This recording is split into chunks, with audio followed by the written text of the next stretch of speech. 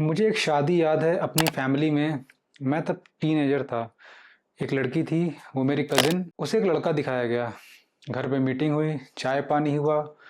दोनों को 10-15 मिनट अलग से बात करने को मिले। फिर सब बैठे। उसकी माँ ने पूछा कैसा लगा। कज़िन ने कहा पता नहीं, ठीक है शायद। ठीक है शायद, और इसी पे बाकी सब तय हो गया। डेट फिक्स हुई, तैयारियां शुरू हुई। कुछ महीनों में शादी हो गई। साल बाद जब मैं इस मोमेंट को याद करता हूँ, एक चीज साफ दिखती है। ठीक है शायद, ये हाँ नहीं था, ये सिर्फ ना नहीं था। और फैमिली के लिए यही काफी था। तो यहाँ एक सवाल है, जवाब अभी मत दो, सोचो। अरेंज्ड मैरिज में जब कोई हाँ बोलता है, उस हाँ का मतलब क्या है? ये इंसान मुझे जेन्युइनली पसंद है, या मुझे कोई ऐसी वजह नहीं मिली जिसे मैं ना बोल सकूं तो हाँ बोल दी। बाहर से दोनों हाँ एक जैसा ही दिखता है। सेम सेरेमनी, सेम फोटोज, लेकिन अंदर से बिल्कुल अलग। और शायद उस दिन मेरी कजिन अकेली नहीं थी। शायद इस वीडियो को देख रहे लोग भी कभी न कभी उस चेयर पे बैठे होंगे। सामने एक इंसान, पीछे पूरी फैमिली, और बीच में एक सवाल, हाँ या नहीं। आज एग्जैक्टली यही देखना है। इस सिस्टम में ना बोलना एक्चुअली कितना पॉसिबल है, और जब ना बोलना लगभग इम्पॉसिबल हो, तब हाँ का क्या मतलब रह जाता है। चलो स्टेप बाय स्टेप देखते हैं, बिना जजमेंट के, सिर्फ मैकेनिज्म। पहला स्टेप, फैमिली तय करती है कि शादी का वक्त आ गया है। एक डिसीजन लगभग हमेशा इंडिविजुअल का नहीं होता। उम्र, लोग क्या कहेंगे, सोशल टाइमलाइन, इनसे आता है। एक इंडिविजुअल को बताया जाता है कि प्रोसेस शुरू होगी। दूसरा स्टेप, जो मैचेस होते हैं वो फैमिली नेटवर्क से आते हैं। पहले से फिल्टर हो चुके होते हैं, फैमिली की वैल्यूज, स्टेटस, कम्युनिटी, उनके हिसाब से। तीसरा स्टेप, मीटिंग होती है 30 से 1 घंटे की। दोनों फैमिलीज प्रेजेंट हैं। इतने कम वक्त में एक इंसान दूसरे इंसान को जानना प्रैक्टिकली संभव भी नहीं है। चौथा स्टेप, हाँ या ना पूछा जाता है। इमेजिन करो, रात के 10 बज चुके हैं, गेस्ट जा चुके हैं, घर में सब तुम्हारी तरफ देख रहे हैं। माँ पूछती है तो क्या सोच रहे हो? पापा कहते हैं हमें तो लड़का या लड़की ठीक लगी। किसी ने तुम्हें फोर्स नहीं किया, किसी ने धमकी नहीं दी, लेकिन कमरे की हवा में एक जवाब पहले से मौजूद है। और यही असली बात है। ना बोलो, फैमिली डिसअपॉइंट होती है। इतना अच्छा था, क्या कमी थी, रिलेटिव्स को जवाब देना पड़ता है। दूसरी फैमिलीज को रिजेक्ट करने का जो ऑकवर्डनेस होता है वो कम्युनिटी में फैलता है। और अगर ये तीसरा चौथा ना है, एनजाइटी बहुत बढ़ती है। बहुत चूजी हो रहे हो ऐसा बोलते हैं। हाँ बोल लो, सब खुश रहेंगे, कोई टेंशन नहीं है। अब सोचो, अगर ना इतना कॉस्टली है और हाँ इतना आसान है, तो हाँ जेन्युइनली मुझे पसंद है का नतीजा क्या हो सकता है? या बस सबसे आसान रास्ता है हाँ बोलना? यहाँ एक अनकंफर्टेबल पॉसिबिलिटी है।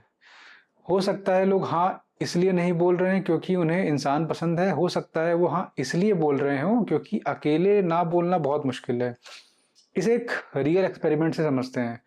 1950 में एक साइकोलॉजिस्ट थे, सोलोमन आक्श। इन्होंने एक सिंपल एक्सपेरिमेंट किया। एक रूम में लोग बैठे थे, उन्हें एक लाइन दिखाई गई, फिर 3 लाइन और, जिसमें से एक पहली लाइन के एग्जैक्ट सेम साइज की थी। बस पूछा गया कौन सी मैच करती है लाइन। जवाब इतना ऑब्वियस था कि अकेले में कोई गलती नहीं करता। लेकिन ट्विस्ट ये था कि रूम में बाकी लोग एक्चुअली एक्टर्स थे, और जानबूझ के उन्हें बोला गया था कि गलत जवाब दो। सिर्फ एक उसमें इंडिविजुअल था जिसका टेस्ट हो रहा था, बाकी सारे एक्टर्स थे। जब सबने कॉन्फिडेंटली, एक्टर्स जो थे उन्होंने गलत बोला, करीब 75% लोगों ने कम से कम एक बार सबके साथ जाकर गलत जवाब दिया। जो जवाब उन्हें अपनी आंखों से गलत दिख रहा था, बाद में आश ने पूछा क्यों गलत जवाब दिया तुमने? तो जवाब था काफी सारे पार्टिसिपेंट का, मुझे पता था सही क्या है, लेकिन अकेला नहीं दिखना चाहता था मैं। लगा अगर गलत बोला कुछ गलत हो जाएगा। अब अरेंज मैरिज के कॉन्टेक्स्ट में सोचो, वहाँ स्ट्रेंजर्स नहीं है, वहाँ तुम्हारे ही माँ बाप हैं, पूरी फैमिली है, पूरा कम्युनिटी है। और अलग जवाब यानी ना। सिर्फ ऑकवर्ड नहीं है, उसका मतलब है फैमिली की रेपुटेशन पे असर, फ्यूचर मैचेस पे असर, घर में टेंशन। अगर सिर्फ स्ट्रेंजर के सामने 75% लोग अपनी आंखों को झुठला देते हैं, तो अपनी ही फैमिली के सामने जहाँ कुछ इतना दांव पे है, ना बोलना कितना मुश्किल होगा। हाँ, यहाँ जेन्युइन चॉइस नहीं होती, वो एक अनुमानित नतीजा होता है उस सिस्टम का जिसमें ना की कीमत इतनी ज़्यादा रख दी गई है कि ऑलमोस्ट उसे कोई चूज़ ही नहीं करता। सोचो कितनी अजीब बात है, इंसान कभी-कभी अपने दिल की आवाज़ नहीं दबाता क्योंकि वो गलत है, वो दबाता है क्योंकि बाकी सब एक ही दिशा में देख रहे होते हैं। एक और मैकेनिज़्म है जो और इसे कॉम्प्लिकेटेड बनाता है। बिहेवियर इकोनॉमिस्ट डैनियल और एमोस ने अपनी रिसर्च में दिखाया, इंसान लॉस को गेन से ज़्यादा वेट देता है। इसी से एक रिलेटेड पैटर्न आता है, इसे संक कॉस्ट फैलेसी कहते हैं। जब तुम किसी चीज़ में टाइम, पैसा या इमोशनल एनर्जी लगा चुके होते हो तो उसे छोड़ना और मुश्किल हो जाता है, चाहे वो चीज़ अब सही हो या ना हो, क्योंकि छोड़ने का मतलब लगता है जो लगाया था वो बर्बाद हो गया। अरेंज मैरिज की प्रोसेस में यही होता है, पहली मीटिंग, फिर दूसरी, फैमिलीज बात करने लगती है, इंगेजमेंट की बात, डेट डिस्कस होती है, कार्ड्स प्रिंट होते हैं, वेन्यू बुक हो जाती है, रिलेटिव्स को बता दिया जाता है। हर स्टेप के साथ ना बोलने की कीमत बढ़ती जाती है। शुरुआत में दरवाज़ा खुला होता है, फिर भी थोड़ा बंद होता है, फिर आधा, फिर लगभग पूरा बंद हो जाता है। और एक दिन अचानक एहसास होता है, दरवाज़ा तो अभी भी है लेकिन उससे निकलने की कीमत इतनी बढ़ चुकी है कि वो प्रैक्टिकली बंद हो चुका है उसके लिए। पहले स्टेप पे ना एक कॉन्वर्सेशन है क्योंकि वहाँ पे हम बात कर सकते हैं, लेकिन पांचवें स्टेप पे ना एक क्राइसिस है। जब कार्ड्स प्रिंट हो गए हों, ना सोचना भी लगभग इम्पॉसिबल लगता है। और यही इस स्ट्रक्चर की सबसे बड़ी बात है, इंडिविजुअल को कभी एक क्लियर सीधा मूवमेंट नहीं दिया जाता है, हाँ या ना, बजाय इसके छोटे छोटे आगे बढ़ते हैं वाले मूवमेंट आते हैं। कुछ भी होगा, चलो आगे बढ़ते हैं, ऐसे मूवमेंट आते रहेंगे।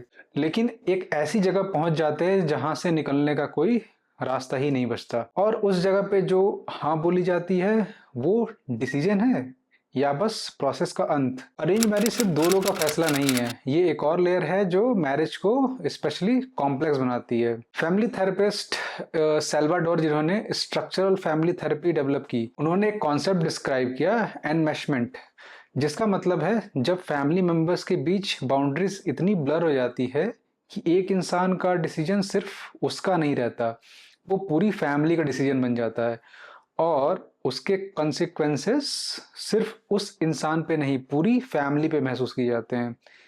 खासकर इंडियन फैमिलीज में मैरिज के कॉन्टेक्स्ट में ये हैवली एनमेस्ड स्ट्रक्चर होती है। शादी सिर्फ दो लोगों की नहीं होती, दो फैमिलीज की होती है, और इस फ्रेमिंग में इंडिविजुअल का ना सिर्फ पर्सनल चॉइस नहीं रहती, वो पूरी फैमिली के अगेंस्ट एक स्टेटमेंट बन जाती है। इसलिए जब कोई ना बोलता है, रिएक्शन सिर्फ ठीक है दूसरा देखते हैं ऐसा नहीं होता। रिएक्शन क्या होता है, तुमने हमें एम्बैरस किया, दूसरी फैमिली को क्या जवाब दूंगा, तुम्हारी वजह से ये सिचुएशन बनी है। इंडिविजुअल का डिसीजन यहाँ पे फैमिली की प्रॉब्लम बन जाता है, और जब तुम्हारी पर्सनल चॉइस किसी और की प्रॉब्लम में कन्वर्ट हो जाए तो तुम उस चॉइस से पीछे हटने लगते हो, even if it is your life, तुम्हारी जिंदगी का ही सवाल है, जबकि इसमें तुम्हारी खुद की शादी का सवाल है। और यही अरेंज मैरिज का सबसे बड़ा पैराडॉक्स है, फैसला तुम्हारी जिंदगी का है लेकिन डिसीजन रूम में मौजूद सबसे कम पावरफुल व्यक्ति अक्सर वही होता है जिसकी जिंदगी बदलने वाली है। और ये दोनों को फील होता है, लड़के और लड़कियों दोनों को। ऐसा नहीं कि जेंडर स्पेसिफिक है, बस तरीका अलग होता है। लड़कियों के लिए उम्र का फैक्टर बहुत ज़्यादा आता है, क्या बोला जाता है कि उम्र निकल रही है, और उसी से टाइम का प्रेशर बनता है। और लड़कों के लिए क्या होता है, तुम ही तो हो फैमिली का सहारा, तुम्हें ही सब देखना है। ये एक अलग किस्म का बोझ है दोनों केस में, लेकिन दोनों केस में कोर बात सेम है, ना की कीमत इतनी ज़्यादा रख दी गई है अलग अलग रीजन से कि हाँ लगभग तय हो जाती है। इसलिए ये सिर्फ एक जेंडर इशू नहीं है, ये एक स्ट्रक्चर का इशू है। अब यहाँ एक सवाल आता है, मान लो पूरी प्रोसेस ऐसे ही हुई, फिर शादी हो गई, फिर क्या? शादी के बाद क्या होता है, यहाँ एक इम्पॉर्टेंट और अनकंफर्टेबल बात है। अगर हाँ जेन्युइनली चॉइस नहीं थी, अगर वो कंप्लायंस थी, तो उस हाँ पे बनी शादी की नींव क्या है? ये जरूरी नहीं कि शादी फेल हो जाए। बहुत अरेंज मैरिजेस टाइम के साथ जेन्युइनली अच्छे रिश्ते में बदलती है, रेस्पेक्ट आती है, समझ आती है, साझा जिंदगी बनती है। रिलेशनशिप स्टैटिक नहीं होते, जहां से शुरू हुए वहीं नहीं रुकते, ये बढ़ते रहते हैं समय के साथ। लेकिन ये भी सच है, कुछ शादियों में जो हाँ डर से या बोझ से आई थी, वो फीलिंग कभी पूरी तरह से नहीं जाती। इंसान एक ऐसी जिंदगी जी रहा होता है जो उसने जनरली चूज नहीं की थी, और इस फीलिंग को प्रोसेस करना बहुत मुश्किल हो जाता है जब तक कि ये समझना है कि ओरिजिनली हुआ क्या था। बहुत बार हाँ ऐसे नहीं सुनाई देती, हाँ मुझे यही इंसान चाहिए ऐसे सुनाई देती है। शायद इतना भी बुरा नहीं है, सबको ठीक लग रहा है, शायद प्यार बाद में हो जाएगा, इतना भी क्या सोचते रहना। और यही फर्क है, एक हाँ किसी चीज की तरफ जाती है, दूसरी हाँ सिर्फ किसी टकराव से बचने की कोशिश करती है। क्योंकि अगर तुम खुद बिलीव करते हो कि तुमने चूज किया था, तो जो डिस्कम्फर्ट फील हो रही है उसका कोई वैलिड एक्सप्लेनेशन नहीं मिलता। तुम खुद को ब्लेम करने लगते हो, मैंने खुद चुना था, अब क्या शिकायत है। जबकि एक्चुअली तुमने चूज नहीं किया था, तुमने ना नहीं बोला था, क्योंकि ना बोलना पॉसिबल नहीं लगता था उस समय पे। और यही समझना खुद के साथ ऑनेस्ट होने का पहला स्टेप है। सिर्फ ऑनेस्ट होने का ये सिर्फ एक्शन की तरफ फोर्स नहीं करता, लेकिन ऑनेस्टी खुद एक रिलीफ होती है। ये सेक्शन दो तरह के लोगों के लिए है। अगर तुम अभी भी इस प्रोसेस में हो, एक प्रैक्टिकल रिफ्रेम, जब तुमसे हाँ या ना पूछा जाए, अपने आप से एक एक्स्ट्रा सवाल पूछो। अगर ना बोलने की कोई कॉन्सिक्वेंसेस नहीं होती, फैमिली को या रेपुटेशन को, फ्यूचर मैचेस पे कोई फर्क नहीं पड़ता, तो भी क्या मेरा जवाब यही होता? अगर जवाब हाँ है तो तुम्हारी हाँ जेन्युइनली तुम्हारी है, और अगर जवाब क्लियरली ना है तो तुम्हारी करंट हाँ चॉइस नहीं है, कंप्लायंस है। ये रियलाइजेशन तुम्हें कुछ करने के लिए फोर्स नहीं करती, लेकिन तुम्हें बताती है कि तुम किस तरह का डिसीजन ले रहे हो, और ये जानना अपने आप में वैल्यूएबल है। अगर शादी हो चुकी है तो क्या? अगर वो क्या होता अगर वाली फीलिंग एग्जिस्ट कर रही है अभी भी, तो ये कोई कैरेक्टर फ्लॉ नहीं है, और ये भी नहीं कह रहा है कि तुम्हारी करंट लाइफ गलत है। ये सिर्फ एक अनप्रोसेस्ड स्टार्टिंग पॉइंट है। मैंने चूज नहीं किया था, मैंने कंप्लाई किया था उस समय पे। ये समझना तुम्हारे पार्टनर को या तुम्हारी करंट जिंदगी को इनवैलिड नहीं करता। ये सिर्फ एक ऑनेस्ट स्टार्टिंग पॉइंट है, और ऑनेस्ट स्टार्टिंग पॉइंट से आगे क्या बनाना है वो तुम तय करते हो। लेकिन ऑनेस्ट शुरुआत किसी भी प्रोसेसिंग का पहला और सबसे जरूरी कदम होती है। तो खुद के साथ ईमानदारी से बातचीत करो। ये वीडियो अरेंज मैरिज को गलत नहीं बता रही। बहुत लोग जेन्युइनली अरेंज मैरिज में खुश हैं, उन्होंने जेन्युइनली चूज किया था, बिना किसी डर के, बिना किसी बोझ के। लेकिन ये सिस्टम काम करता है, और इस सिस्टम में हर हाँ जेन्युइन चॉइस थी, ये दोनों अलग बातें हैं। पूरे वीडियो में हमने साइकोलॉजी की बात की, एक्सपेरिमेंट की बात की, फैमिली स्ट्रक्चर की बात की, लेकिन आखिर में हम वहीं लौटते हैं जहां से शुरू किया था। एक सिंपल जवाब, ठीक है शायद। याद करो, ठीक है शायद वो कंसेंट नहीं था, वो नॉन ऑब्जेक्शन था। और अरेंज मैरिज के स्ट्रक्चर में नॉन ऑब्जेक्शन को कंसेंट की तरह ट्रीट कर लिया जाता है, क्योंकि बाहर से दोनों एक जैसी ही दिखती है। असली सवाल कभी पूछा ही नहीं जाता, तुमने हाँ क्यों बोली? जवाब लगभग हमेशा अच्छा था या ठीक था होता है। कभी ये नहीं पूछा जाता, अगर तुम्हें ना बोलना होता तो बोल पाते? और जब तक ये सवाल नहीं पूछा जाता, हर हाँ चाहे जेन्युइनली खुश हो या सिर्फ रास्ता ना हो इसलिए एग्जैक्टली एक जैसी दिखेगी। बाहर से दोनों शादियां एक जैसी दिख सकती हैं, दोनों में फोटोज होंगी, दोनों में रस्में होंगी, दोनों में लोग कहेंगे सब अच्छा हुआ, लेकिन एक इंसान ने हाँ इसलिए बोली क्योंकि वो चाहता था, और दूसरे ने हाँ इसलिए बोली क्योंकि उसे ना बोलना इम्पॉसिबल लगा। बाहर से फर्क नहीं दिखता, लेकिन पूरी जिंदगी उस फर्क के ऊपर खड़ी होती है। आपका क्या इसमें विचार है? प्लीज कमेंट करके जरूर बताना।